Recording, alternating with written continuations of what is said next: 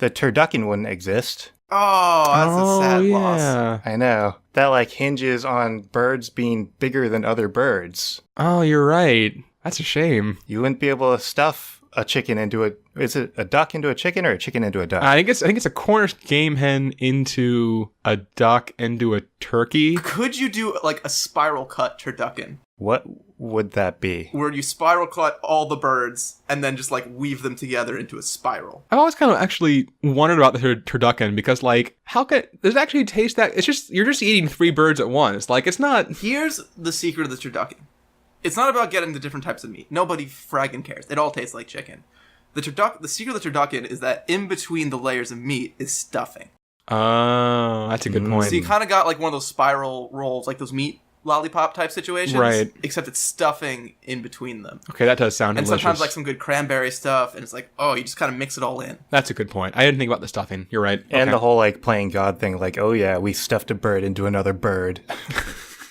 We spent so much time thinking about if we could. We never thought if we should.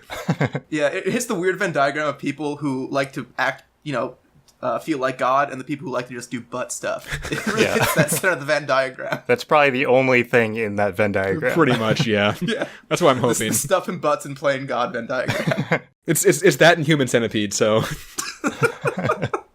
Speaking of centipedes, segues! Oh no! I've said too much. So bugs would be used more in cuisine just because, like, in all the survival shows, they're eating bugs anyway, and they say it's like a good source of protein. So if you have like 2-foot ants, you could just like slice it up and throw it on the grill. I don't know what it would taste like. You could try. I talk about ants in a minute. I'm going to talk about ants in a minute. But yeah, you could definitely try to eat an ant. Okay.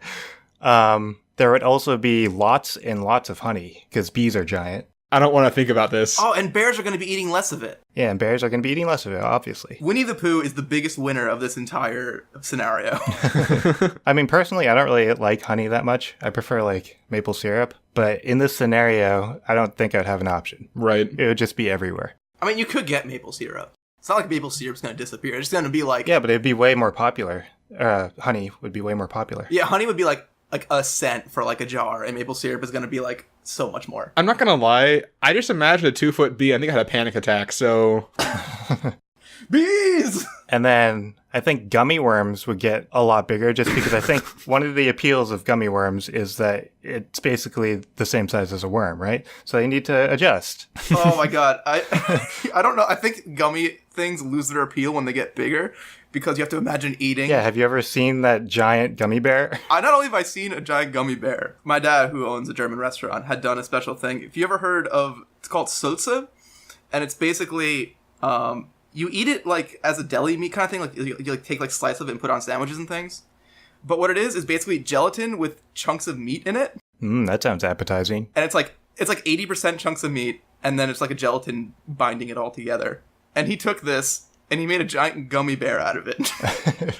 But like the gummy bear was like, yeah, like a foot, like it was probably like a 15-inch gummy bear. And it made me want to look. I looked at it, I'm like, I need to throw up. Just real quick over here. You showed me the picture at one point. It's not a great look. I mean, these gummy worms would be bigger. They'd have to be 2 feet, so. What really got me was that he had put 2 little like pineapple like rings as the eyes, which was a really unfortunate design choice. Anyhow, continue, Chris. The next thing would be shrimp would be probably not served individually. I think they'd be served like, you'd have to slice them, right? Mm-hmm. So I think shrimp would be served as like a deli meat sort of thing. I could go for that.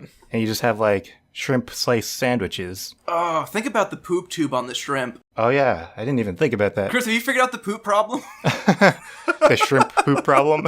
The shrimp poop tube problem? Because like, that thing's already like, kind of gross when you do when you devein regular shrimp. But imagine that thing's like intestine size. What would the diameter on that thing be? I don't know, it's gotta be at least like... At least an inch. Yeah, like a $50 around maybe. Well, how long is a shrimp? Like 3 inches? 2 inches? Yeah, I wouldn't say 3 inches. Let's say 2 inches, so it's 12 times more, and it goes from like a little bit to, yeah, it's gonna be like a quarter to like a $50 size tube. Yeah. Oh god. And it's gonna be full of shrimp poop. Yep. Yes, it is. I mean, it'd probably be pretty easy to just cut around, right? Might actually be easier. Yeah. I mean, yeah, you can deal with it. Just a bunch of people's prep jobs are just going to suck a lot more all of a sudden. Yeah, that's not my problem, though. That's their problem. Clams would be served, probably just, the whole shell would just be a plate. Yeah. And you just have a giant clam. I don't know how gross that would be. It would probably be pretty gross. As someone who doesn't eat clams now, yeah, that would not be great. If it's just like, you're just like eating with a spoon out of the shell. I'm not a fan of that idea. But even grosser, escargot would be extra huge and gross. Yeah. Okay, yeah. The only saving grace of escargot is that it is like in a tiny shape that you can stomach without thinking about it too much. And that is masked with like garlic and butter. Yeah. It has to swim in it, and you're going to get like a bucket with garlic butter in it with a giant snail, and it's like, bleh.